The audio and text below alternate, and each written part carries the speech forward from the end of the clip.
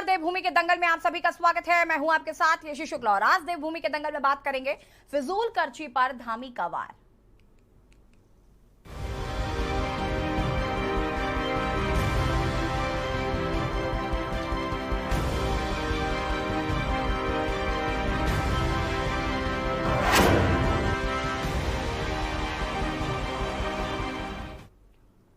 एक बार प्रदेश में भाजपा की पुनः सरकार आने के बाद से लगातार प्रदेश के मुखिया पुष्कर सिंह धामी अपने फैसलों को लेकर आम जनता के बीच चर्चा में वाहवाही लूटते रहते हैं। तो वहीं सत्ता की कमान संभाल के साथ ही धामी ने अपने तमाम कार्यकर्ताओं सहित प्रदेश के चाहने वालों से इससे पहले भी अपील कर स्वागत कार्यक्रमों में पुष्प गुच्छ व उपहारों पर रोक लगाने के फैसले पर खूब सुर्खियां बटोरी थी। तो वहीं अब धामी ने अपने फेसबुक अकाउंट पर सरकारी खर्चों को कम करने के लिए एक नया कदम उठाया है। धामी का मानना है कि राजधानी में होटल या अन्य निजी स्थानों पर आयोजित होने वाले सरकारी कार्यक्रमों को मुख्य सेवक सदन में ही आयोजित किया जाना चाहिए। इसके संदर्भ में उन्होंने मुख्य सचिव को निर्देशित भी किया है और साथ ही सभी जनपदों में भी ये कार्यप्रणाली लागू करने के लिए कहा गया है। धामी का मानना है कि इन फिजूल खर्चियों से हम बच पाएंगे। चर्चा में आज धामी का वार, फिजूल खर्ची बेकार। देखिए रिपोर्ट।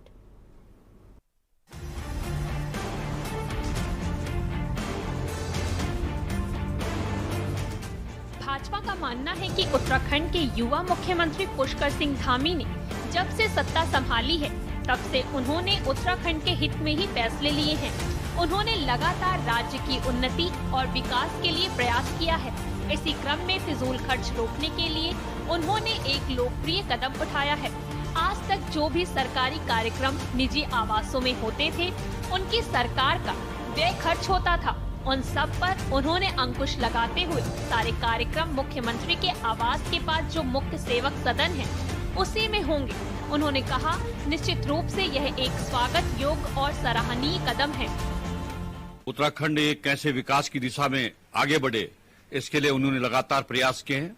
इसी क्रम में उन्होंने एक बहुत ही लोकप्रिय निर्णय लिया है कि सरकार का जो फिजूल खर्ची आज तक की जो परंपराएं थी कि जो अपने निजी प्रतिष्ठान हैं, निजी होटल हैं, उनमें जो सरकारी कार्यक्रम किए जाते थे उसे सरकारी धन का ज्यादा व्यय होता था। उन्होंने उस पर अंकुश लगाते हुए जितने भी सरकारी कार्यक्रम है, जो भी इस तरह के कार्यक्रम है, सारे कार्यक्रम मुख्यमंत्री जी के आवास के पास में जो मुख्य सेवक सदन है उसी में होंगे। निश्चित रूप से स्वागत योग्य सराहनीय कदम है। फिजूल खर्ची पर रोक लगाने पर कांग्रेस नेता नवीन जोशी ने सरकार पर तंज कसते हुए इसे बेसिर पैर का बताया और साथ ही साथ सरकार पर आरोप लगाते हुए कहा कि अगर फिजूल खर्ची रोकनी ही है तो सरकारी मंत्रियों के ऊपर हो रही फिजूल खर्ची को पहले रोकिए। सरकार पर आरोप लगाते हुए मंत्रियों के बेमतलब के दौरों की भी बात कही। वहीं 5,000 करोड़ का जो खर्च प्रदेश में बढ़ने जा रहा है उस पर ध्यान केंद्रित करने को कहा। मंत्रियों की सरकारी आवास की गाड़ियों के दुरुपयोग की भी बात सामने रखी।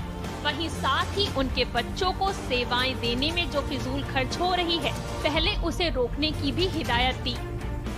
खर्ची ऑलरेडी हो रही है। अभी देखिए, हमारे कई महानुभावों को उन्होंने गनर उपलब्ध करा रखे हैं। कई फिजूल खर्ची हो रही है, उनके सरकारी वाहनों का दुरुपयोग हो रहा है और टीए दुनिया भर के लग रहे हैं, मंत्रियों के दौरे जो लग रहे हैं। इस प्रकार से अगर फिजूल खर्ची आपने रोकनी है तो सरकारी अधिकारियों के और विधायकों के और मंत्रियों की भी फिजूल खर्ची वो करिए, क्योंकि केंद्र सरकार ने जीएसटी जो पहले वहन करती थी वो उन्होंने मना कर दिया।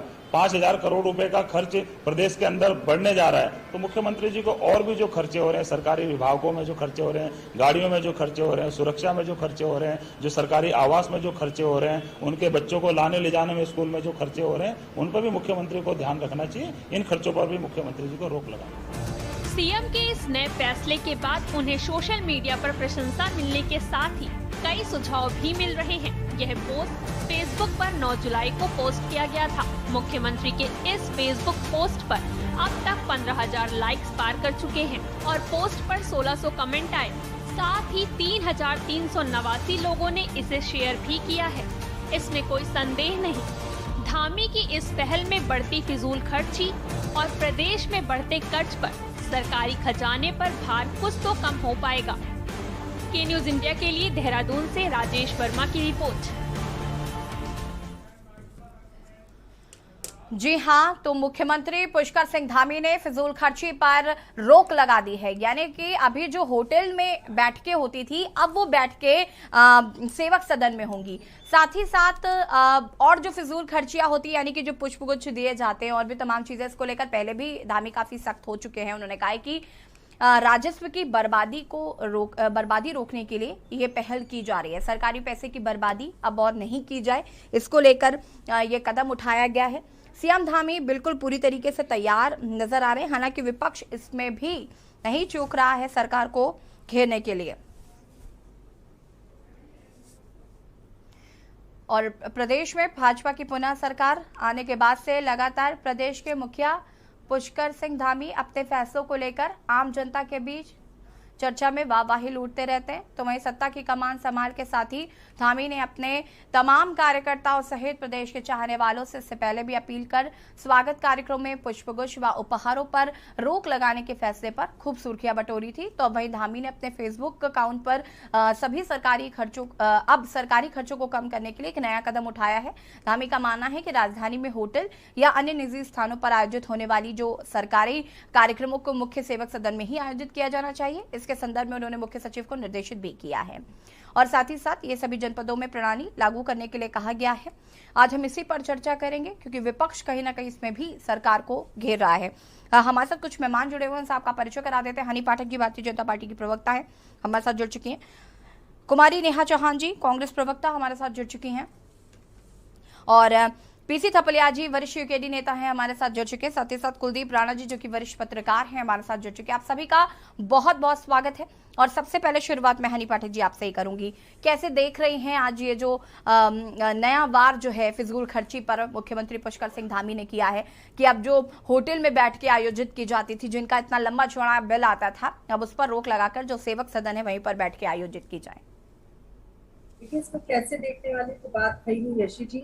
जनता ने खुद बता दिया है, अभी आपने फेसबुक के माध्यम से बताया, इतने सारे लाइक और सोशल मीडिया के तरफ से तारीफें मिल रही है। तो सोशल मीडिया एक वो माध्यम है जो जनता का माध्यम कहा जाता है जी। और जनता ने भारतीय जनता पार्टी को चुना है। जनता ने हमें आश्वस्त किया है कि हम आपको चुने, हम आपको जब चुन के लाए हैं तो हमारे हित का काम किया जाए तो ज्यादा बेहतर होगा। तो उसमें धामी जी खरे उतर रहे हैं। और दूसरी बात मैं ये कहना चाहूंगी कि अभी मैं आपके न्यूज के माध्यम से इनके कांग्रेस के प्रवक्ता का बयान सुन रही थी। इतने उम्र दराज होकर और इतने परिपक्व होकर इस तरीके से हास्यास्पद बयान मीडिया में देते हुए शर्म भी नहीं आती है कि कह रहे हैं नवीन ही नाम था शायद उनका, नवीन जी कहते दिखाई पड़ते हैं कि दौरों पर रोक लगाई जाए। इस तरीके के बयान देते हुए उन्हें हंसी भी नहीं आती और जो सुनते हैं उनको क्या कांग्रेस के प्रवक्ता रोक भी नहीं पाते, कांग्रेस के कार्यकर्ता भी नहीं रोक पाते कि किस तरह का बयान दे रहे हो। मंत्री क्या इसलिए बनाया गया कि सफेद हाथी बना के रावत की तरह से घर पर बैठा दिया जाए? मंत्री किस लिए बनाए जाते हैं, विधायक किस लिए बनाए जाते हैं? जनता द्वारा इसलिए चुने जाते हैं कि उनको दौरा पे भेजा जाए। मैं प्रदेश संयोजिका भी हूँ बेटी बचाओ बेटी पढ़ाओ की, मुझे भी ये जिम्मेदारी दी गई है कि मैं दौरों पर निकलती रहूं और हर प्रदेश में हर क्षेत्र में जाऊं और जाकर देख कर आऊं चीजों को। तो घर पे बैठने के लिए मंत्री नहीं बनाए जाते, वो दौरों के लिए बनाए जाते हैं। और दूसरी चीज, बिना आंकड़ों के, बिना चीजों के, इन सभी कांग्रेस के लोगों की आदत हो रखी है कि बिना आंकड़ों के, बिना स्ट्रिंग के आके बयान देके चले जाते हैं। इससे पहले अभी ठीक है हनी जी, रुक जाइए हनी जी, मैं आगे इस पर विस्तार से बातचीत करूंगी। मैं पहले सबकी और भी लोगों की प्रतिक्रिया ले लेती हूँ इस पर। नेहा जी हमारे साथ जुड़ी हुई है। नेहा जी, क्या कुछ कहना है? देखिए, सबसे पहले तो मुख्यमंत्री पुष्कर सिंह धामी जी को साधुवाद है मेरी तरफ से। बहुत अच्छा कदम उन्होंने उठाया है, आगे भी ऐसे ही कदम उठाते रहने चाहिए। उनको और भी फिजूल खर्ची कम करते रहने चाहिए प्रदेश में। मुझे ये बताते हुए और भी हर्ष हो रहा है कि जब उनके कार्यकाल का 6 महीने पूरे हो चुके थे इस साल जनवरी में, तब एक आरटीआई की रिपोर्ट लगी थी जिसमें पता चला था कि सूचना विभाग विज्ञापनों पर, टीवी पर होर्डिंग, बैनर और साथ ही साथ जो अखबार में विज्ञापन जाते हैं उसमें 6 महीने में 60 करोड़ रुपया खर्च कर चुका था। और उसके अलावा भी 18 करोड़ रुपए खर्च किए जा चुके थे धामी सरकार जी के पहले कार्यकाल में रोडवेज बसों इत्यादि पे। तो कुल मिलाकर देखा जाए तो लगभग 42 लाख रुपए दिन के खर्च कर रहे थे मुख्यमंत्री पुष्कर सिंह धामी जी। अब जब उन्हें दूसरा कार्यकाल मिला है तो बहुत अच्छी बात है कि उन्हें समझ आई, उन्हें पता लगा कि इतना सारा पैसा एडवर्टाइजमेंट में खर्च करने से अच्छा है कि वो सरकार का राजस्व बचाएं और इन्हीं कामों का इस्तेमाल करें, इन्हीं पैसों का इस्तेमाल करें हमारे प्रदेश में और विकास कार्य करने के लिए। उन्हें बता दूं कि इस समय पर यहाँ देहरादून जो हमारी राजधानी है, वहां पर जरा सी बारिश में सड़कें लबालब हो जाती हैं, स्विमिंग पूल बन जाता है। ऋषिकेश की राफ्टिंग हम यहाँ आकर कर सकते हैं आराम से देहरादून की सड़कों पे। तो जरा इस पे भी आप जरूर ध्यान दीजिए। और उसके साथ साथ मैं ये भी कहना चाहूंगी कि धामी जी, बरसात के कारण पूरे प्रदेश में जहां तहां सड़कें टूटी हुई हैं, राजमार्ग भी टूटे हुए हैं, सबसे पहले कृपया करके उनका संज्ञान ले और उनको भी ठीक करने का प्रयास करें, ताकि ना सिर्फ पैसा बचे बल्कि पैसे का सही उपयोग भी हो। ठीक है नेहा जी। हमारे साथ यूकेडी के वरिष्ठ नेता भी जुड़े हुए हैं, पीसी थपलियाल जी। थपलियाल जी, क्या कहना है इसको लेकर, ये जो धामी जी ने एक नया फैसला लिया है? देखो, फिजूल खर्ची की इनके लिए वरदान है। जिस तरह से हो सकता है कि यही एडवर्टाइज करने के लिए इनको बड़े बड़े बैनर लगाने पड़े, होर्डिंग लगाने पड़े, और अखबारों के एक एक पेज का एडवर्टाइज देने में भी हेजिटेट नहीं करेंगे ये लोग, जब ये बोलेंगे कि हम फिजूल खर्ची पे माननीय यशस्वी मुख्यमंत्री ने रोक लगाई। क्योंकि अगर आप देखिए, हम सामाजिक लोग हैं, और समाज में जब कभी भी किसी परिवार का बेटा परिवार को बोले कि खबरदार परिवार में फिजूल खर्ची न हो, तो समझ लेना कि बेटा तुम्हारा नालायक है, क्योंकि वो कुछ कमाना नहीं जानता, और इसलिए केवल ये शब्द कह के तुम्हें कह रहा है कि फिजूल खर्ची नहीं करने। हमने खुद देखा है, दो बार हमको ये लगता था कि यशस्वी प्रधानमंत्री जी का सबसे प्यारा उत्तराखंड है, और उसका सबसे प्यारा उनका उत्तराखंड का मुख्यमंत्री है। लेकिन इस मुख्यमंत्री ने दो बार जाकर यशस्वी प्रधानमंत्री से हाथ जोड़कर रिक्वेस्ट की कि आप हमारे जो जीएसटी है, जो उसका जो कट हो चुका है जून से, उसको आप न करें, जिससे कि ये जो राज्य जो बिल्कुल ही आर्थिकी में लड़खड़ा चुका है, जिसकी आर्थिकी खत्म हो चुकी है, ऐसे राज्य को आप जीएसटी का जो अभी तक 5 साल से देते आए हो, उसको मत काटना। लेकिन प्रधानमंत्री ने नहीं सुनी, इस अपने यशस्वी योग्य बेटे की नहीं सुनी। अब वो जनता को पीठ पे चाबुक मारकर यह कहने दिखाने जा रहे हैं, क्योंकि अब उनका नालायकपना सामने आएगा, तो दिखा रहे हैं लोगों कि साहब फिजूल खर्ची मत करो। लेकिन हम प्रार्थना करेंगे इनको कि तुमने जिस तरह से अपने प्रचार में, प्रसार में, और जिस तरह से आप नई राजधानी बनाने जा रहे हो, तीसरी राजधानी बनाने का इनका वो हो रहा है। इनका एक 5 स्टार अपना पार्टी मुख्यालय भी बनने जा रहा है। ये तमाम जो चीजें करते हैं, ये प्रधानमंत्री जी का अगर कोई योजना का एडवर्टाइज भी करना हो, कुछ भी करना हो, ये सरकारी खर्चे के माध्यम से, लोग पहले से ही कहते रहे हैं कि ये तो बहुत खर्चीली और खर्चीला मुख्यमंत्री है। तो इसलिए इस व्यक्ति को फिजूल खर्ची करके जो ये सस्ती लोकप्रियता हासिल कर रहा है, ये राज्य हित में नहीं है। इनको किस तरह से इस राज्य की कमाई में इजाफा हो, किस तरह से ये राज्य अपने संसाधनों के माध्यम से आगे बढ़े, उस योजना में अगर ये बेटा काम करता दिखाई देता, तो निश्चित रूप से हम लोग इसको सैल्यूट करते, प्यार करते, और कहते कि सच में केंद्र ने एक ऐसा मुख्यमंत्री जो हार चुका था, उसको फिर से जिताकर इस जनता के आगे रखा है, जो राज्य के लिए एक वरदान सिद्ध हो रहा है। लेकिन हम तो इस फिजूल खर्ची के नारे से हम निराश ही होंगे। हम कभी भी ये नहीं सोचेंगे कि ये बहुत बड़ा काम, जी हौसला जी, जनता सोशल मीडिया में इसको शाबाशी दे रही है, ये हम कदापि नहीं कहेंगे। और कोई भी व्यक्ति इस चीज को नहीं कहेगा जब कोई किसी को ये बोले खबरदार ये मत करना। ये क्यों कह रहा है? ठीक है, मैं वापस आऊंगी आपके पास, इसके बाद आगे इस पर विस्तार से भी चर्चा करेंगे। उमा सिसोदिया जी हमारे साथ जुड़ चुकी है। उमा जी, बहुत बहुत स्वागत है आपका, आम आदमी पार्टी की प्रवक्ता हैं। उमा जी, आपसे जानना चाहूंगी, क्या कुछ कहना है, इसको कैसे देख रही हैं आप, जो एक नया फैसला लिया गया है, फिजूल खर्ची पर अब धीरे धीरे वार किया जा रहा है? मैं पूरी तरह से धामी जी ने जो ये फैसला लिया है कि फिजूल खर्ची पर रोक लगाई जाए, मैं इससे सहमत हूँ। किसी भी मुख्यमंत्री, प्रधानमंत्री, जो भी जनसेवक हैं, उनको वाकई में फिजूल खर्ची पर रोक लगानी चाहिए। हम तो इस बात को, दिल्ली में हम लोग बार बार इस बात को बोलते हैं कि केजरीवाल जी, कई बार मजाक में भी कह देते हैं कि केजरीवाल जी क्या जाते हैं, वो तो चाय तक नहीं पिलाते हैं। केजरीवाल जी पर्सनल जाओगे तो चाय पिलाएंगे, लेकिन उन्होंने वो बजट वगैरह सब कुछ कम किया हुआ है। अगर चाय भी मिलेगी तो शायद उसका बिस्कुट वगैरह नहीं मिल पाएंगे, क्योंकि सरकारी बजट से हम कम से कम खर्च करने की कोशिश करते हैं। और मुझे अच्छा लगा अगर मुख्यमंत्री धामी ने उत्तराखंड में फिजूल खर्ची रोकने की अगर उन्होंने बात कही है तो। लेकिन मैं थपलियाल जी की कुछ बातों से सहमत भी हूँ कि ऐसा ना हो कि फिजूल खर्ची रोकने के होर्डिंग्स लग जाएंगे, देखो जी मैंने फिजूल खर्ची रोक दी, तो वो चीज गलत हो जाएगी, वो बड़ा गड़बड़ हो जाएगा कि फिजूल खर्ची नहीं होगी। लेकिन मुझे ऐसा लगता है कि करना होता तो धामी जी फेसबुक अकाउंट पर ये पोस्ट नहीं कर, पहले पर्चे बंटवाते। बिल्कुल बिल्कुल, देखिए बीजेपी का, धामी जी का ये कदम है, मैं इससे सहमत हूँ। विपक्ष है तो इसका मतलब ये नहीं है कि हम सिर्फ नेगेटिविटी ही हमेशा ढूंढते रहेंगे। अगर सरकार ने कोई अच्छा फैसला लिया है, लेकिन मैं एक उदाहरण जरूर देना चाहूंगी।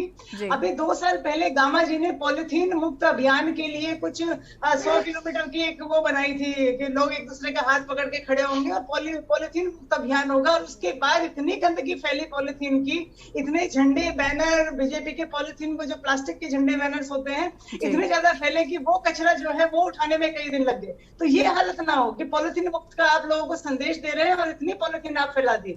तो मैं धामी जी की इस बात से फिर भी मैं उनको साधुवाद देना चाहूंगी कि उन्होंने एक अच्छी पहल की है और सख्ती से इस कदम पर वो अड़े रहे तो एक अच्छे मुख्यमंत्री उत्तराखंड के लिए साबित हों।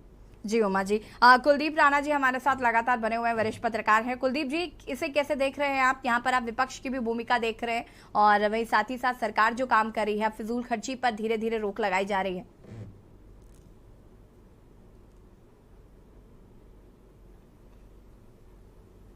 पुष्कर सिंह धामी ने जिस प्रकार से ये निर्णय लिया है, हालांकि ये निर्णय उनको काफी पहले ले लेना चाहिए था, क्योंकि इस तरह के निर्णय नेतृत्व की दूरदर्शिता को प्रदर्शित करते हैं जी। और समाज में, जनता में एक नया उनके लिए परसेप्शन क्रिएट होता है अपने नेतृत्व के प्रति, राज्य के मुख्यमंत्री के प्रति।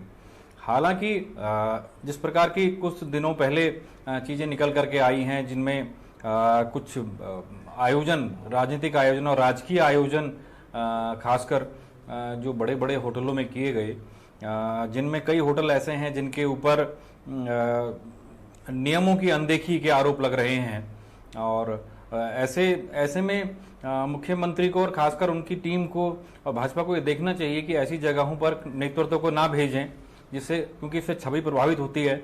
हम सोशल मीडिया के दौर में हैं, इंफॉर्मेशन टेक्नोलॉजी के उस दौर में हैं जहां जनता से कुछ चीजें नहीं छुपी हैं जी। तो चीजें बचती हैं और अच्छी बात है, ये एक अच्छी पहल है, इसके लिए साधुवाद है। हम विपक्ष में होने का मतलब ये नहीं है कि हर चीज के लिए विरोध किया जाए। जहां तक मैं अभी देख रहा था कि कई प्रवक्ता मीडिया को विज्ञापन दिए जाने को लेकर के कटघरे में खड़ा कर रहे थे, बार बार एक बात कह रहे थे कि भाई मीडिया को करोड़ों के विज्ञापन बांट दिए, ये कर दिया, सो कर दिया। मुझे अफसोस इस बात का होता है कि आप मीडिया को कोस रहे हैं और मीडिया के चैनल पे आके कोस रहे हैं। आप इस चैनल के पीछे कई लोगों की मेहनत होती है, कई लोग काम कर रहे होते हैं, प्रोडक्शन टीम होती है, रिपोर्टर्स होते हैं। इन्हीं विज्ञापनों से उन लोगों का वेतन निकलता है जी, उन लोगों के परिवार पलते हैं, वो भी इसी राज्य की जनता है। तो इस तरह की अगर बात करेंगे आप, तो किसके लिए कर रहे हैं आप? ये रिपोर्टर्स, ये चैनल्स में जो लोग बैठे हुए हैं, जिनके साथ आप बैठ करके इस तरह के चिंतन मनन कर रहे हैं, ये भी इसी प्रदेश की जनता है, ये भी इसी प्रदेश के वोटर्स हैं, ठीक है ना। तो इस तरह की चीजें, इस तरह की बातें नहीं होनी चाहिए। खासकर आप यहाँ पर जो लोग हैं सभी एस्टेब्लिश्ड पॉलिटिकल पार्टीज के लोग हैं, तो ये मैं नहीं समझता कि इस तरह की चीजें निकल करके आए। ये बहुत उच्च श्रेणी का चिंतन नहीं कहा जा सकता है। जी बिल्कुल कुलदीप जी। हनी जी, अपनी बात रख सकती हैं आप। यशी जी, मैं बात का आपकी जवाब देने वाली चाहती हूँ कि कहावत है, अचार बोले तो बोले, छलनी क्या बोले जिसके खुद 72 छेद।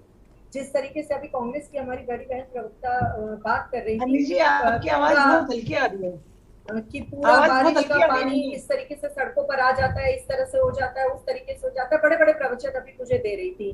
तो मैं इनको इस बात का जवाब देना चाहूंगी कि बारिश का पानी की बात अगर ये जहां तक करती है ना, तो पूरे प्रदेश की मैं अगर बात करूं, मुंबई की बात करूं, हर जगह की बात करूं, तो मुंबई की अगर ये गई होंगी कभी, तो मुंबई की सड़कें बहुत चकाचौंध वाली हैं और काफी अच्छी हालत में देखने को मिलती हैं। दिल्ली की सड़कें भी बहुत ठीक है, वहां पे भी काफी अच्छी देखने को मिलती है, अगर उमा जी मेरी बातों से सहमत हो तो। लेकिन अभी मैं दिल्ली भी पिछले साल गई थी, तो वहां पे बरसात के मौसम में पानी की काफी उफान आ रखा था। और कनाट प्लेस की बात मैं अगर करती हूँ, तो कनाट प्लेस में नदी नाले पूरे उफान पे आ रखे थे और पानी काफी घुटनों तक आ रखा था। बरसात का वो समय था। तो बरसात एक ऐसी जगह है ना कि बड़ी बड़ी चीजों को बहाकर लेकर चली जाती है। और ये पहली बार बरसात नहीं आई है नेहा जी, कांग्रेस के कार्यकाल में भी बरसात आई है। मेरे पास वीडियो पड़ी और वरिष्ठ पत्रकार यहाँ पर बैठे कुलदीप राणा जी, इनको बहुत समझ है और काफी इन्होंने पहले भी मुझे वीडियोस इस चैनल के माध्यम से दिखाई है, जिनका संज्ञान लेके मैंने मुख्यमंत्री जी तक बात पहुंचाई है। और कुलदीप जी शायद आपको पता होगा, आपने जो वो पोल वाली बात मेरे सामने रखी थी, के न्यूज के माध्यम से ही रखी थी, वो पोल के बारे में अभी आपने देखा होगा कि उसमें चेंजेस आपको देखने को मिल गए होंगे, वो चेंज हो रहा है वहां से। वो बात मैंने ही आपके द्वारा संज्ञान में आने के बाद उसको मुख्यमंत्री जी तक पहुंचाई थी उस बात को। दूसरी बात मैं ये कहना चाहूंगी कि कांग्रेस के और उत्तराखंड आपदा का प्रदेश है, यहाँ पर अगर आपदा नहीं आएगी तो मेरे ख्याल से कहीं पर आपदा नहीं आएगी। बाबा अमरनाथ और ये उत्तराखंड, ये सब आपदा के प्रदेश में कहा जाता है। हंसना एक सामान्य आदत है, आप कांग्रेस के प्रवक्ताओं की नहीं, आपकी जो तरीका है ना बात करने का, उत्तराखंड तो आपदाओं का प्रदेश है, यहाँ तो आपदाएं आएंगी भी मैडम, उत्तराखंड आपदाओं का प्रदेश है, तो आपदाओं के लिए आप कुछ काम कीजिए ना। अगर बता दे हमारी, आप कौन सी मर्यादा फॉलो कर रहे हैं, आप कौन सी मर्यादा फॉलो कर रहे हैं? नेहा जी जवाब ले लीजिए, नेहा जी जवाब ले लेते हैं, उसके बाद फिर मैं आप पर आऊंगी। करना बहुत अच्छे से जानती हूँ। हनी जी डिबेट की मर्यादा को बता दे। जब वो आप आरोप लगा रही थी तो मैं शांति पूर्वक सुन रही थी। सभी पार्टियां हमारी विपक्ष की हैं, और जब आरोप लगाती हनी जी अपने कीजिए, उसके बाद मैं अपनी बात बताती हूँ। आपका बहुत बहुत धन्यवाद, thank you so much, please. और दूसरी बात का जवाब मैं यशी जी आपको, दूसरी इनकी मीडिया कर्मियों पर काफी ज्यादा इन्होंने आरोप लगाए हैं। तो एक तरफ तो कांग्रेस की पार्टी बात करती है रोजगार दो, सड़कों पर रोजगार दो, यहाँ पर रोजगार दो, युवाओं को रोजगार दो। तो हमारे सभी मीडिया कर्मी या तो काफी बुजुर्ग हो चुके हैं इनके हिसाब से, जिनको रोजगार की आवश्यकता नहीं है, और हम जब उनको भी किसी भी प्रकार का रोजगार देते हैं, विज्ञापन का ये सब देते हैं, तो इनके पेट में दर्द होता है। और दूसरी बात मैं ये कहना चाहूंगी कि अंतर कलह जो इनके यहाँ पर है ना, पहले उसको संभाले, तब सत्ता की पार्टी को आरोप प्रत्यारोप लगाए तो शोभा देता है। आज ही बिग ब्रेकिंग चली आ रही है, 45 साल से कांग्रेस से जुड़े हुए श्री आरपी रतूड़ी जी, जिनका सम्मान मैं खुद विपक्ष में रहकर करती चली आ रही हूँ, उनसे कभी कभी मैं राय भी लेती हूँ, उनसे मेरी फोन पे वार्तालाप भी होती है। वो आम आदमी पार्टी में, जो कि 70 साल पुरानी इनकी पार्टी, इतनी 10 पुरानी कांग्रेस पार्टी, भाजपा पार्टी भी काफी पुरानी है, वो उनसे भी ना जुड़कर आम आदमी पार्टी के लिए गए। साधुवाद आपको, आम आदमी पार्टी की प्रवक्ता को। और मैं आरोप लगाती हूँ कांग्रेस पार्टी पे कि उन्होंने लिखा है सोशल मीडिया पे यशी जी कि मैं आहत हूँ कांग्रेस पार्टी के अंतर कला से, और आहत हूँ कांग्रेस पार्टी की गतिविधियों से, इस कारण, और लड़ सकती हूँ कि नारा देने वाली कांग्रेस पार्टी में कमलेश रमन जी, जो कि महिला मोर्चा की उपाध्यक्ष हैं, उन्होंने भी पार्टी से यही कहकर इस्तीफा दिया कि लड़की हूँ, लड़ सकती हूँ, सिर्फ नारे में दिखाई देता है, लेकिन यहाँ पर पार्टी में मैं उपेक्षित महसूस कर रही हूँ। तो जो व्यक्ति उस पार्टी में रहकर उपेक्षित महसूस कर रहा है, वो कृपया ये ज्ञान न दे कि पार्टी इनकी कोई भी कार्य नहीं कर रही है। कृपया सड़क पे आकर देखे, काफी कार्य है, सोशल मीडिया पर जाकर देखे, काफी कार्य है, सराहना हो रही है। और तीसरी बात का जवाब मैं उमा जी आपका देना चाहती हूँ। मैं पूरी तरह से सहमत हूँ कि कोई भी कार्यक्रम अगर होता है तो बड़ी बड़ी चेन बनाकर, हाथ में साइकिल बनाकर अगर कोई भी कार्यक्रम करते हैं, किसी कार्यक्रम का आयोजन करते हैं, कोई संदेश देना चाहते हैं, तो उसमें अगर आप संदेश के माध्यम देते हुए कहीं पॉलिथीन, कहीं कूड़ा, कहीं नैपकिन, कहीं डिस्पोजेबल वगैरह छोड़कर जाते हैं, तो that is not good for weather, that is not good for nature. वो कोई संदेश नहीं हुआ, वो एक तरीके से आपने 1 घंटे का कार्यक्रम किया और फिर उसके बाद चल दिए। लेकिन जो पर्यावरण को दूषित करने वाला कार्यक्रम है, वो करना सराहनीय नहीं है। और सिंगल यूज प्लास्टिक का विरोध किया जा रहा है, वो बहुत अच्छी बात है, लेकिन एक और भी मुहिम लानी चाहिए, जहां तक मैं कहना चाहूंगी इस मीडिया के माध्यम से, कि जो पार्ले जी बिस्किट है, प्लास्टिक की बोतल, कोल्ड ड्रिंक्स की है, इन सब चीजों पर भी रोक लगानी चाहिए, क्योंकि ये सब भी एक प्लास्टिक है, और ये भी प्लास्टिक मुक्त अभियान जब चलेगा तो इस पे जब रोक लगेगी तो ये भी वो प्लास्टिक है जो कि डिस्पोज पूरी तरीके से नहीं हो पाती। हनी जी, इस पर तो अभी बहुत काम होना बाकी है, इस पर अभी बहुत काम होना बाकी है, क्योंकि प्लास्टिक पे ऐसे इतनी आसानी से अभी रोक लगा पाना बहुत मुश्किल है, क्योंकि मैं कहीं पर सोशल मीडिया अपील कर। जी बिल्कुल, आप सभी हमारे साथ बने रहिए। नेहा जी, इसके बाद मैं आपके पास आऊंगी और चर्चा को आगे बढ़ाएंगे। आपको बता दें कि मुख्यमंत्री पुष्कर सिंह धामी ने एक अहम फैसला लिया है, फिजूल खर्ची पर वार किया है। चर्चा इसी पर करेंगे, लेकिन छोटे से ब्रेक के लिए जो हाजिर होता है।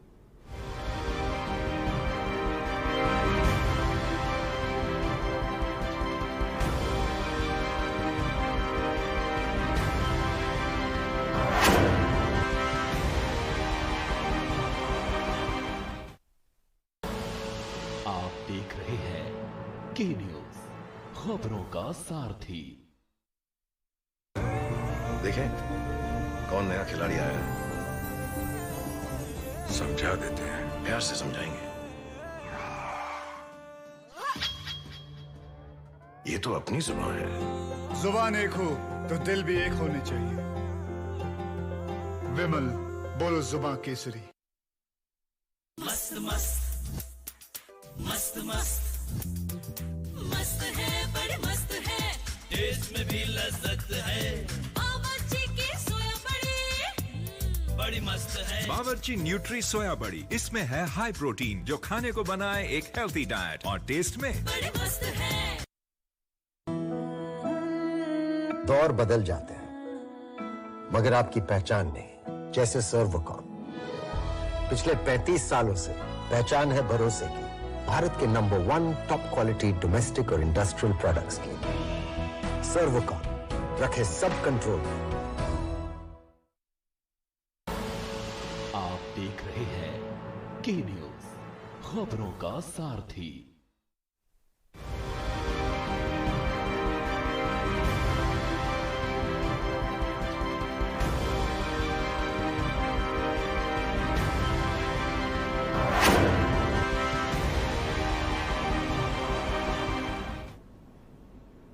ब्रेक के बाद एक बार फिर से आप सभी का स्वागत है और आज देवभूमि के दंगल में बात कर रहे हैं फिजूल खर्ची पर धामी का वार। आपको बता दें कि जो होटल या अन्य निजी स्थानों पर आयोजित होने वाले सरकारी कार्यक्रमों को मुख्य सेवक सदन में आयोजित किया जाना चाहिए, इसी के संदर्भ में उन्होंने मुख्य सचिव को निर्देशित किया है और साथ ही सभी जनपदों में भी ये कार्यप्रणाली लागू करने के लिए कहा गया है। धामी जी का मानना है कि इन फिजूल खर्चों से हम बच पाएंगे। इसी पर हम लगातार चर्चा कर रहे हैं। हमारे साथ मेहमान भी जुड़े हुए हैं। नेहा जी, आपका रुख करना चाहूंगी मैं। Thank you. देखिए, इन्होंने अभी कुलदीप राणा जी ने भी और हनी पाठक जी ने भी एक बात बोली कि मैंने मीडिया कर्मियों पर हमला किया है। मीडिया कर्मियों पर कोई हमला नहीं किया गया है। मैं सिर्फ आपसे इतना कहना चाहती हूँ कि 60 करोड़ रुपीस खर्च हुए हैं, 60 करोड़ रुपए 6 महीने के अंदर, ऑन एन एवरेज 10 करोड़ रुपए पर मंथ। इतना खर्चा हुआ है पुष्कर सिंह धामी जी की इमेज को चमकाने के लिए, उनका ब्रांड बनाने के लिए। तो मैं बात फिजूल खर्चे की कर रही हूँ। उसके बाद आप लोगों ने एक तर्क दिया कि नेहा जी, आप वही बात तो फिर आपने वही बात कही। एक मिनट ये लोग बात कर रहे हैं कि जो लोग मीडिया में काम करते हैं वो भी उत्तराखंडी हैं, उनका भी घर चल रहा है।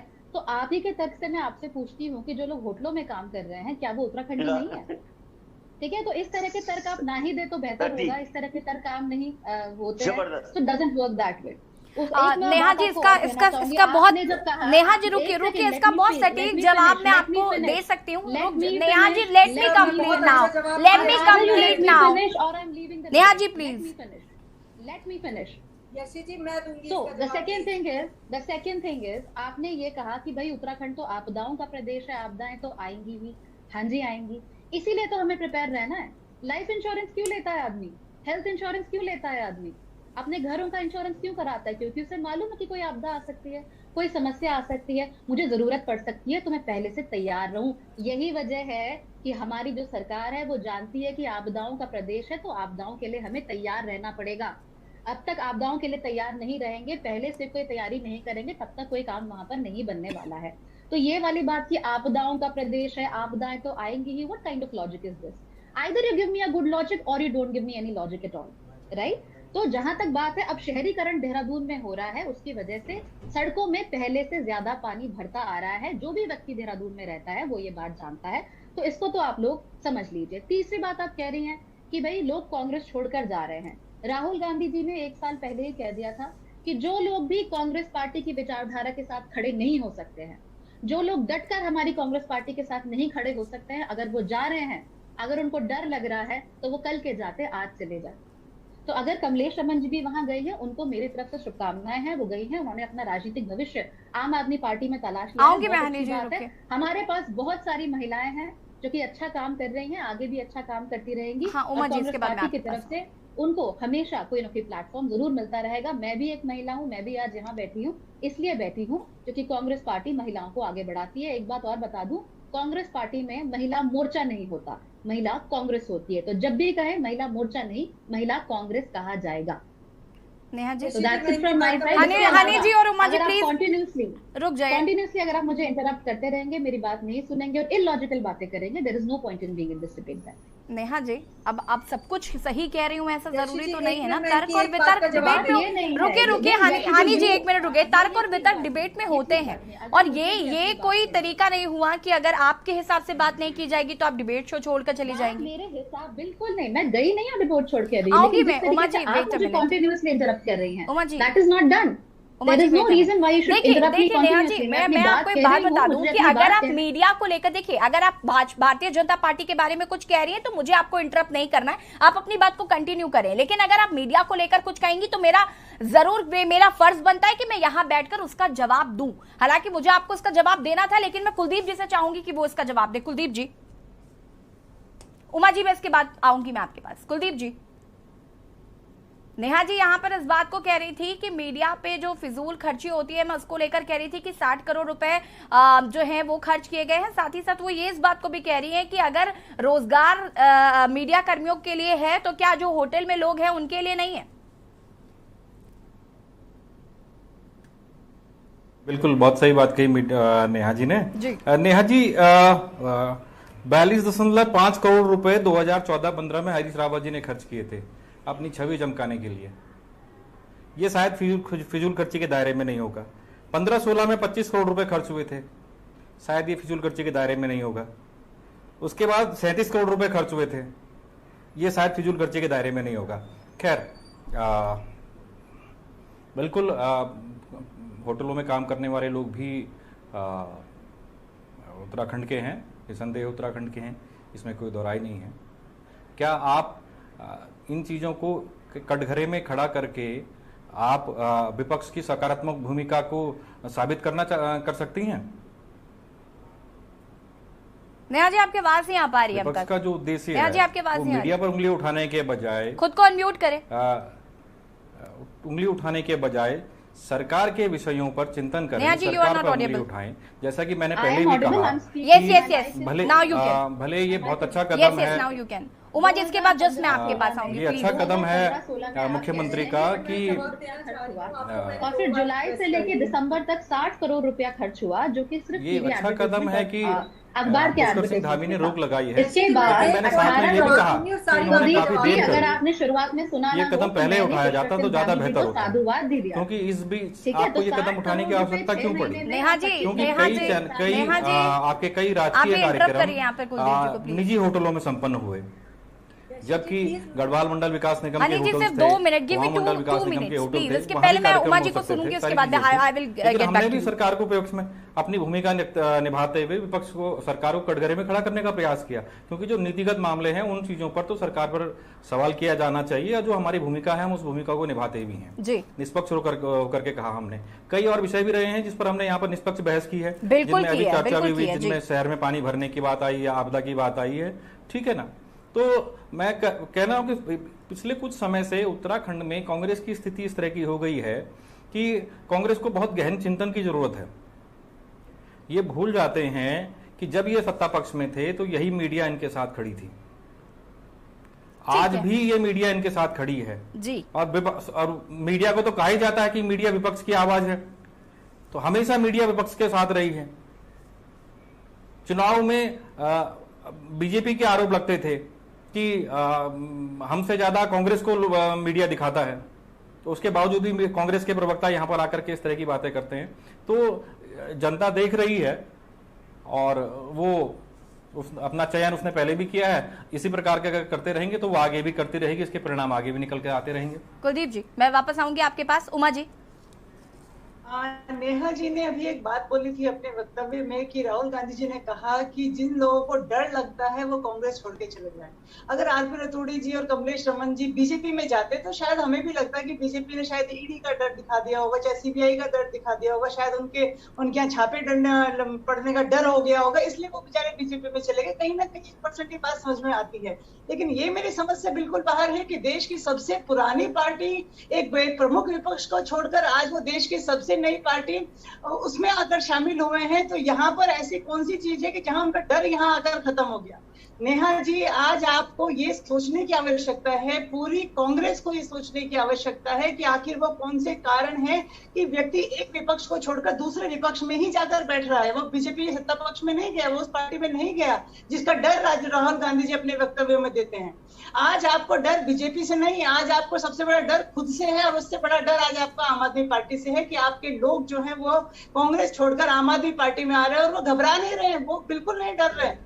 ऐसा बिल्कुल नहीं है कि बीजेपी के सीबीआई और ईडी के छापों से वो लोग डर चुके हैं, तभी वो आम आदमी पार्टी में। अगर आना होता तो वो लोग बीजेपी में जाते। आप लोगों को बहुत सोचने की आवश्यकता है कि आज कांग्रेस किस रास्ते पर जा रही है, किधर जा रही है। 19 विधायक आपके पास हैं, लेकिन उसके बावजूद भी आपकी जो अंतर कलह है, जिसकी वजह से आप 2022 का चुनाव हारे हैं, तभी आपको इस बारे में जरूर सोचना चाहिए कि इस अंतर कलह को आप खत्म करें, ताकि वो लोग जिन्होंने 45 साल तक कांग्रेस की सेवा करी है, आज वो बुजुर्ग हमारी पार्टी में हमें आशीर्वाद देने के लिए आए हैं। तो मैं तो बहुत सम्मान करती हूँ रतूड़ी जी का, बहुत सम्मानित व्यक्ति है, बहुत सहृदय व्यक्ति हैं, लेकिन कांग्रेस के लिए आज एक बहुत बड़ा आघात है, और आप लोगों को इस बारे में उमा जी बिल्कुल, वो हमारी डिबेट का भी कई बार हिस्सा रहे हैं इनफैक्ट, और मैंने कांग्रेस प्रवक्ता के तौर पर, और उन्होंने यहाँ पर आकर हमेशा कांग्रेस को जब भी डिफेंड किया है तो मैंने उनकी हमेशा बातें सुनी है, तो क्योंकि वो काफी बुजुर्ग है, मैंने हमेशा उनका सम्मान किया है, और आज वो आम आदमी पार्टी में चले गए। खैर हनी जी आपका रुख करूंगी, नेहा जी इसके बाद मैं आपके पास होंगी, क्योंकि काफी देर से हनी जी वेट कर रही है। हनी जी, एक बात का जवाब तो मेरा हमारी बहन उमा जी ने दे दिया, डर वाली बात का जवाब उमा जी ने दे दिया। दूसरी बात का जवाब मैं ये देना चाहती हूँ, जिस जवाब के बाद तुरंत थपलियाल जी ने कहा था बहुत जबरदस्त जवाब दिया, तो अब मेरी जवाब को भी शायद ये जबरदस्त कहेंगे। इन्होंने कहा कि होटल के मालिकों को क्या रोजगार नहीं देना चाहिए। कुलदीप जी जरा प्लीज मेरी बात को ध्यान से सुनिएगा। तो मैं इनको ये बताना चाहूंगी कि होटल के मालिकों को रोजगार टूरिज्म देता है, और भी जो हनी जी मैं ये बात एक्चुअली यहाँ पर इस चेयर पर बैठकर देना नहीं चाहती थी, इसीलिए मैंने कुलदीप जी का रुख किया, वरना मैं खुद इस यही जवाब देना चाहती थी। होटल का जवाब यशी जी, और मैंने आपसे रिक्वेस्ट की थी कि इसका जवाब मैं खुद दे दूंगी। होटल का कारोबार टूरिज्म से चलता है, होटल का कारोबार मेरे जैसे लोगों से चलता है, होटल का कारोबार आप जैसे लोगों से चलता है, होटल का कारोबार उमा जी जैसे लोगों से चलता है, जो कि अपने बच्चों के बर्थडे पार्टी, शादी, रिसेप्शन, इस तरीके के इत्यादि कारोबार चलते हैं। सिर्फ राजस्व से नहीं चलता कि सरकारी तंत्र आकर ही होटल में कार्यक्रम करेगा, अन्यथा कोई भी व्यक्ति होटल में कार्यक्रम नहीं करेगा। फिर होटल खोलकर बैठे क्यों हो? होटल खोलकर क्यों बैठे हो? सिर्फ सरकारी तंत्र के कार्यक्रमों के भरोसे अगर खोलकर बैठे हो तो अपने होटल को बंद करके बैठ जाओ। क्यों? क्योंकि इसके बाद आपके पास आऊंगे। होटल खोल के नहीं बैठना चाहिए। होटल टूरिस्ट के लिए खोला जाता है, जैसे चारों धाम में जितने होम स्टे खोले गए हैं टूरिस्ट के लिए खोले गए हैं, इसलिए नहीं खोले गए हैं कि वहां जाकर सरकारी कार्यक्रम होंगे, उनका रोजगार सरकारी कार्यक्रमों से नहीं चल रहा है। क्योंकि ये विपक्ष में बैठे तो जो मुंह में आता है बोल जाते हैं, और डर की जहां तक ये बात करती है ना, तो मैं इनको इतिहास के में लेकर जाती हूँ। डर तो इनका सबसे बड़ा यशी जी तब देखने को मिला था जबकि जनसंघ वालों ने पैदल यात्रा कर ली थी, और तब यात्रा के दौरान इंदिरा गांधी जी, जिनको ये लोग कहा करते थे, इनके एक चाटुकार ने कहा था, जो कि कांग्रेस के प्रदेश अध्यक्ष हुआ करते थे, India is Indira and Indira is India. और तब उस चाटुकार के कहने पे आके और कुछ और चाटुकारों के कहने पे आके जब जनसंघ वालों ने मोर्चा निकाला था और उन्होंने इमरजेंसी लगाई थी, उस डर को डर कहते हैं, उस डर को डर कहा जाता है। जबकि पूरे देश में आपातकाल की स्थिति लगा दी गई थी, लोगों को इमरजेंसी के तहत अंदर जेल खाने में डाल दिया गया था। डर जी उसे कहते हैं। हम फिलहाल अभी इतना डीप नहीं जाते, तो वो डर लाकर दिखाइए। हनी जी ठीक है। नेहा जी मैं जवाब आपसे लूंगी, बस मैं एक बार थपलियाल जी को भी जरूर सुन लेना चाहूंगी, क्योंकि वो आपके सपोर्ट में भी थे। थपलियाल जी। जी मैं ये बोल रहा हूँ, क्या मीडिया सरकारी इम्प्लाई है जो ये बोल रहे हैं कि होटल को हम चलाते हैं, वो चलाते हैं, पर्यटन चलाता है, सरकार नहीं चलाती? तो क्या मीडिया को चलाने का काम सरकार ने ठेका ले रखा है? मीडिया चौथा स्तंभ है, और मीडिया के माध्यम से सारे देश को न्यूज़ पता लगती है, और इसीलिए मीडिया को इंडिपेंडेंट होना चाहिए। पूरे देश को जानकारी प्राप्त होती है। Media is like a general knowledge. Media will give you all the knowledge what we need. Media बताती है कि हमें क्या हमारे देश में चेंजेस हुए हैं, मीडिया बताती है क्या हमारे देश में हमें समझा रहे हो, हम अखबार को खोलते हैं और हाँ बिल्कुल समझा रहे हैं। बिल्कुल क्या समझा रहे, जिस समझाओगे? जगह जो भी क्या गलती है समझाओ? अपने वो अपने हम आप समझो, समझाएंगे। मीडिया अपने चौथा आप स्तंभ समझो। है। अगर क्या मीडिया आपने की जो थोड़ी हालत ताकत करती है ना होती तुमने, तो उत्तराखंड और क्रांति मीडिया की दल जो वाले हालत करती ये है, आके दिखा के और तुमने दांत पीस उसको के मुझसे कहीं इस लहजे कहीं में छोड़ा। कृपया बात ना करें। थपलियाल जी बस करिए, अभी अभी मीडिया मीडिया बहुत हो गया है। प्लीज प्लीज प्लीज थपलियाल जी बस। आप भी हमारी डिबेट का कितना हिस्सा रहते हैं और हम कितना बायस्ड रहते हैं, ये आप बहुत अच्छे से आप जानते हैं इस बात को। जी मैं कई बार भाजपा प्रवक्ता को बोलने तक नहीं देती हूँ। जी हम बिल्कुल उन्हीं मुद्दों पर बात करते हैं जो जनता के हित के हैं। हमें फर्क नहीं पड़ता कि हमारे सामने कांग्रेस है या भारतीय जनता पार्टी है। उसके बाद भी आप इसी डिबेट में आकर यहीं पर मीडिया की बुराई कर रहे हैं, कि मुझे बुरा नहीं लगेगा, वो हमारे सहयोगी है। कभी नहीं किया, हम मीडिया की बुराई नहीं किया। आप ये बताइए ना, कहां पे मीडिया की बुराई किया? मीडिया में आज जो अखबार चलते हैं वो क्या सरकारी एडवर्टाइजमेंट से चलते हैं? मैं खुद मैगजीन चलाता हूं, मैंने आज दिन तक सरकार ने मेरे को एक पैसे का हमने एडवर्टाइज नहीं लिया है। मैं कह दूंगा कि सरकार निकम्मी है, सरकार मीडिया बहुत सारे एडवर्टाइज मिलते हैं, बाजार से मिलते हैं, और मीडिया एक ऐसा निष्पक्ष स्तंभ है जो सरकार के तंत्र के रूप में नहीं है कि वो उसको। लेकिन ये मुख्यमंत्री, आपने देखा होगा कितना बदनाम हुआ जब उत्तराखंड का एडवर्टाइजमेंट महाराष्ट्र के अखबारों में निकला। उस समय चर्चा में आया, लोगों ने कहा कि तुम चंपावत की जनता को सरकारी एडवर्टाइजमेंट, सरकारी पैसे पे धन्यवाद दे रहे हो, तुम अपने व्यक्तिगत पैसों पे धन्यवाद देते। कोई भी मीडिया सर्वोच्च है, मीडिया को कोई क्रिटिसाइज नहीं कर रहा है। मैं बोल रहा हूं, मैं संपादक हूं एक प्रतिष्ठित उत्तराखंड टुडे का, मैं नहीं बोल रहा। लेकिन मैं ये कह रहा हूं कि जिस तरह से होटल की इंडस्ट्री, जो हमें बोलते हैं कि आज पूरे एनजीओ को हम नकारते हैं, एनजीओ को आज यशस्वी मोदी जी ने बिल्कुल खत्म कर दिया है। उनको कहीं भी एनजीओ ऐसे हो चुके हैं कि हमारा 45 साल से चलता हुआ अशोक आश्रम लड़खड़ा गया है, हमें मंगला माता को देना पड़ा। तो हम कह दें, मैं कह रहा हूं फिजूल खर्ची अगर डिफाइन करनी है तो फिजूल खर्ची एक नकारात्मक है, फिजूल खर्ची कोई सकारात्मक काम नहीं है। जब कोई बोले कि फिजूल खर्ची मत करो, अगर मैं बोल रहा हूं ना कि किसी का बेटा, हनी पाठक जी का बेटा बोले कि माँ फिजूल खर्ची मत करो, फिजूल खर्ची का डिफिनेशन क्या है? किसी के लिए वही खर्च आवश्यक होता है। थपलियाल जी, मैं इस बारे में जरूर बात करना चाहूंगी कि ठीक है, आप जिस तरीके से कह रहे हैं कि फिजूल खर्ची का मतलब होता है, जिस तरीके से आप लगातार कह रहे हैं कि बेटा ही नालायक है, वो कमाना ही नहीं चाहता है, लेकिन ये बात तो आप कई बार इस डिबेट पर आकर कह चुके हैं कि फिजूल खर्ची पर रोक लगानी चाहिए। अगर एक दो कदम अच्छे उठाए जा रहे हैं तो उसमें क्या बुराई है थपलियाल जी? जी बहुत, देखिए आज हम देख रहे हैं कि हर कदम कदम पे दो आदमियों के होर्डिंग्स लगे हुए हैं, और वो हम देख देख के परेशान हो गए हैं। एक यशस्वी प्रधानमंत्री का, एक यशस्वी मुख्यमंत्री का, पूरे चप्पे चप्पे पे। थपलियाल जी, आपको मोदी जी और धामी जी की तस्वीरें पसंद नहीं आ रही? मतलब नहीं, पसंद नहीं। मैं कांग्रेस का भी बोल रहा हूँ। कांग्रेस में जब विजय बहुगुणा मुख्यमंत्री बने, वो डोईवाला के पुल से एडवर्टाइज दे रहे थे अपना। मतलब इन लोगों ने पूरे राज्य में सबसे बड़ा बजट इन मुख्यमंत्रियों ने अपनी व्यक्तिगत, अपनी नालायकपन को छुपाने के लिए यूज किया है। ठीक है थपलियाल जी, मैं नेहा जी को सुन लेती हूँ इत्मीनान से, उसके बाद मैं आपके पास आती हूँ। नेहा जी। ठीक है, तो अभी जो थपलियाल जी ने कहा, मैं भी वही कहना चाह रही थी कि मीडिया सरकार का एम्प्लॉय तो है नहीं। सरकार के पास अपनी एक मीडिया है, उसको डीडी न्यूज कहते हैं, प्रसार भारती कहते हैं, AIR कहते हैं। इंफॉर्मेशन, जनरल नॉलेज वगैरह सरकार वहां से प्रोवाइड करती है, जो भी सरकारी कम्युनिकेशन होता है। बाकी के जो मीडिया चैनल्स होते हैं वो सिर्फ सरकारी खर्चे पर, सरकारी उस पर निर्भर नहीं करते हैं। आप भी एक बात जानते हैं, आपके चैनल पर भी दूसरे एडवर्टाइजमेंट चलते होंगे, स्कूलों के चलते होंगे, कॉलेजेस के चलते होंगे, ये पेट सफा वगैरह इस तरह की चीजों के भी चलते होंगे। I am sure, because a lot of people here in this state are constipated because they can't speak about things. तो ठीक है, वो भी चलते होंगे। तो इस तरह के एडवर्टाइजमेंट आपके यहाँ चलते हैं, तो कमाई तो आपकी वहां से भी हो रही है। और अगर मैं प्योरली इकोनॉमिक सेंस में कहूँ तो पिछले 2 साल में उत्तराखंड, जो कि टूरिज्म के की आय को अपनी बहुत बड़ी आय मानता है, उस उत्तराखंड में टूरिज्म के क्या हालात हुए हैं आप भी जानते हैं।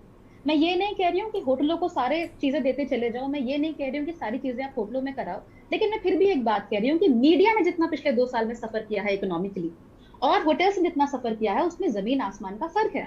और आप भी कह रही थी कि आपको फिजूल खर्ची से प्रॉब्लम है, क्या आपने थपलियाल जी से पूछा? थपलियाल जी को फिजूल खर्ची से प्रॉब्लम नहीं है, इसीलिए तो वो कह रहे हैं कि अगर मीडिया के ऊपर भी खर्चा हो रहा है, पुष्कर सिंह धामी जी की पर्सनल ब्रांडिंग के ऊपर भी खर्चा हो रहा है, तो धामी जी उस ब्रांडिंग में जो खर्चा हो रहा है उसे कम करें।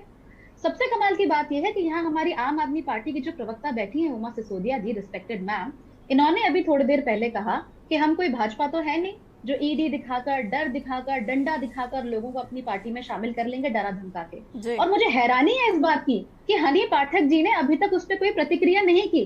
तो क्या हनी पाठक जी आप मानती हैं आपकी पार्टी डरा कर, धमका कर, लोगों को ईडी का डर दिखाकर उसके बाद अपनी पार्टी में शामिल कर लेती है? That is a question I want to ask.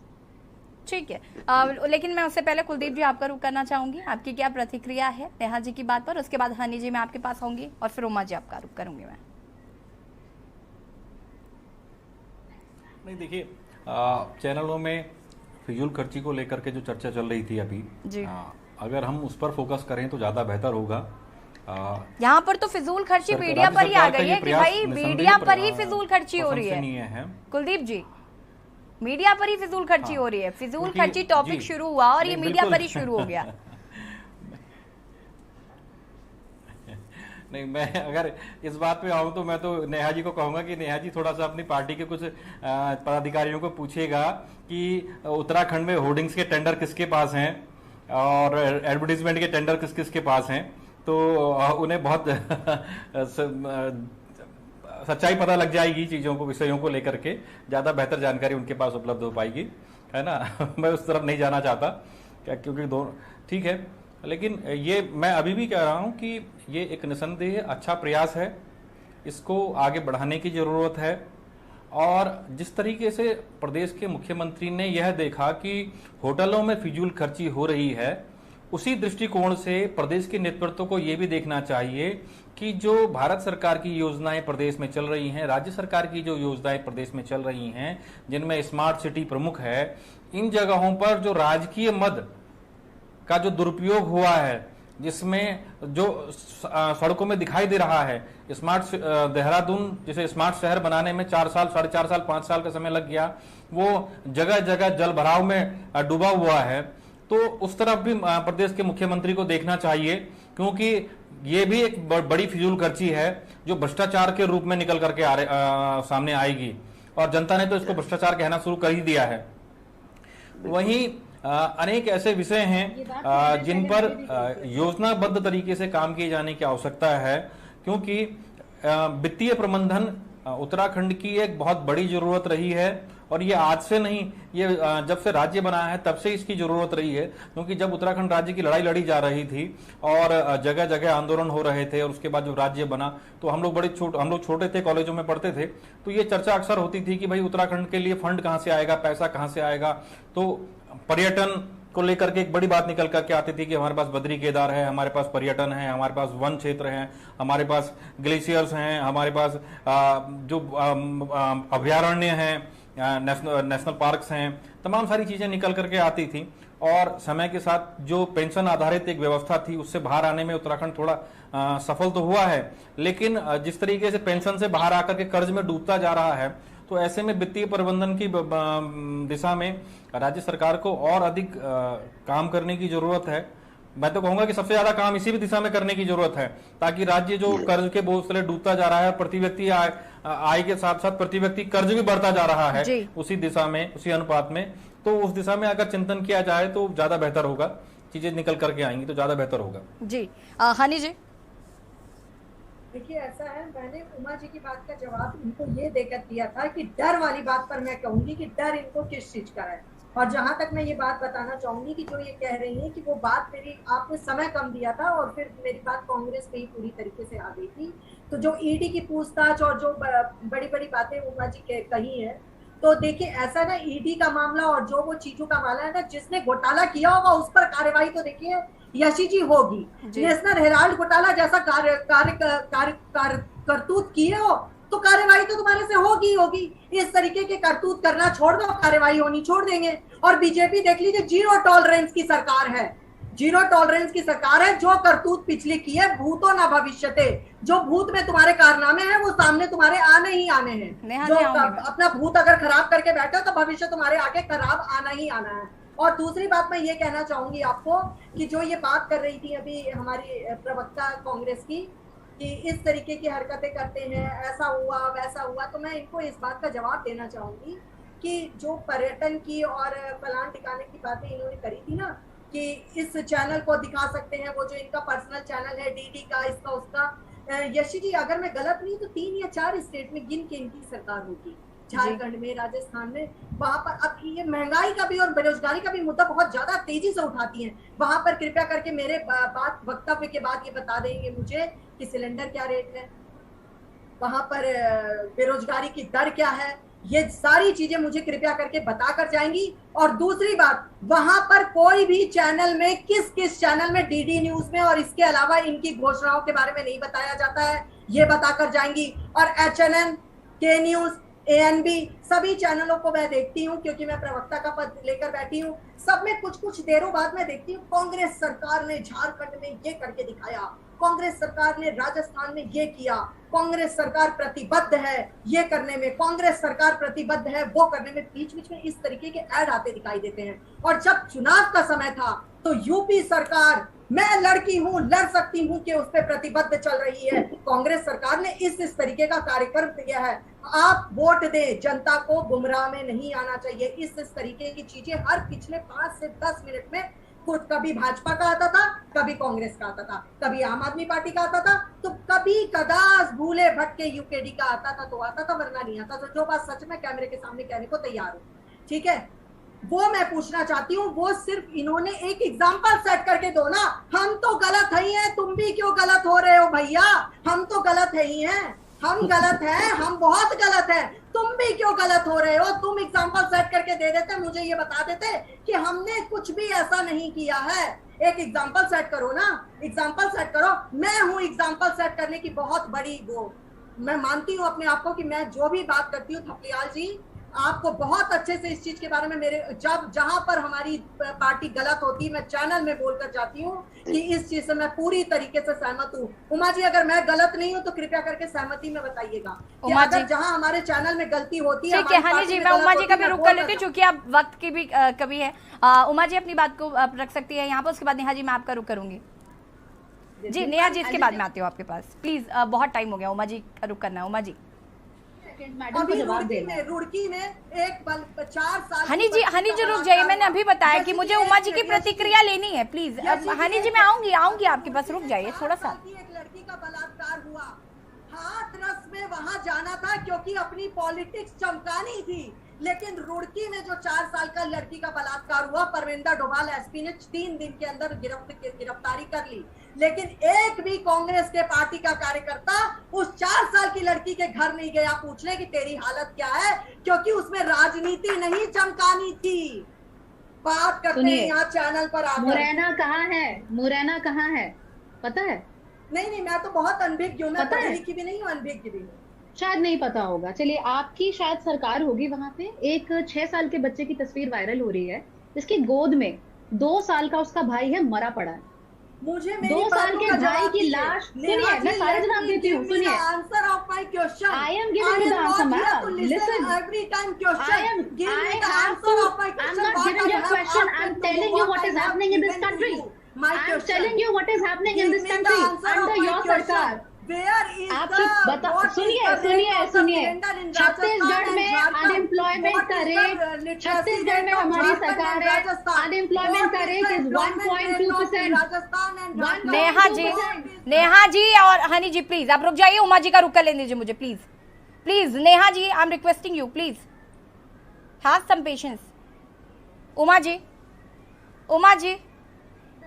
2% है। नेहा जी प्लीज रुक जाइए, नेहा जी प्लीज रुक जाइए। उमा जी देखिए, जिस तरीके से कांग्रेस और बीजेपी के प्रवक्ता इस समय एक दूसरे की बखियां उधेड़ने में लगे हुए हैं। मुझे नहीं लगता कि ये एक सही चर्चा हम लोग कर रहे हैं। देखिए, कांग्रेस के शासन काल में अगर चीजें इतनी ही बेहतरीन स्थिति में थी तो कांग्रेस को आज शासन में होना चाहिए था। आप लोग इसको खुले दिल से स्वीकार कीजिए कि देश की जनता आपको नकार चुकी है। महाराष्ट्र में भी जो हुआ है उसमें कहीं ना कहीं जो आपकी आधी अधूरी सरकार महाराष्ट्र में थी वो भी जाती रही। तो आप लोग को तो सबसे पहले अपने, और एक सबसे बड़ा आश्चर्य जो मुझे हुआ जब राहुल गांधी जी पर ईडी के छापे पड़े और ईडी ने जब उनको लगातार अपने दफ्तर में उनको बुलाया, तब उन्हें तब ये होश आया कि मैं पूरे देश के सांसदों को और पूरे देश के विधायकों को अपने यहाँ बुलाऊं और उनसे चर्चा करूं।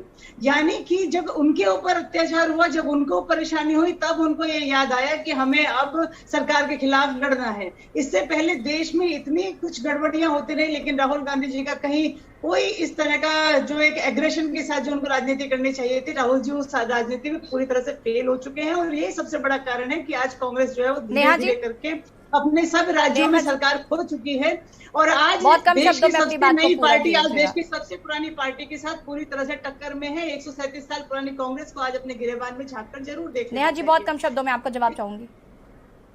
Neha ji, I'm unmuted. Can you hear me? Yes, yes. Okay, good. सबसे बड़ी बात, छत्तीसगढ़ में इस समय बेरोजगारी का प्रतिशत 1.2% है, उत्तराखंड में 8.7% है। आपको पहले भी एक डिबेट में बता चुकी हूँ हनी पाठक जी। जहां तक उमा सिसोदिया मैम की बात है, आप ये भी जानती हैं कि हमेशा ही राहुल गांधी जी ने सभी पार्टियों के साथ समन्वय बनाकर चले हैं। अग्निवीर योजना जब आती है उस पर क्यों नहीं ऑल पार्टी मीट बुलाई जाती? जब देश में धार्मिक दंगे भड़काने की कोशिश की जाती है उस समय प्रधानमंत्री जी द्वारा क्यों नहीं एक ऑल पार्टी मीटिंग बुलाई जाती? और आप दूसरों पर कटाक्ष क्या सोच कर कर रही हैं? आपकी पार्टी को कितनी सीटें आई हैं उत्तराखंड में? उसके साथ साथ ही पंजाब में सरकार कर बनने के बाद 2 महीने के अंदर आपने 37 करोड़ रुपए खर्च कर दिए। एडवर्टाइजमेंट में आपने भी खर्च किए हैं और ज्यादातर एडवर्टाइजमेंट गुजरात में गए। पंजाब सरकार ने गुजरात में एडवर्टाइजमेंट क्यों गए, इसका भी आप लोग जवाब दे दीजिए।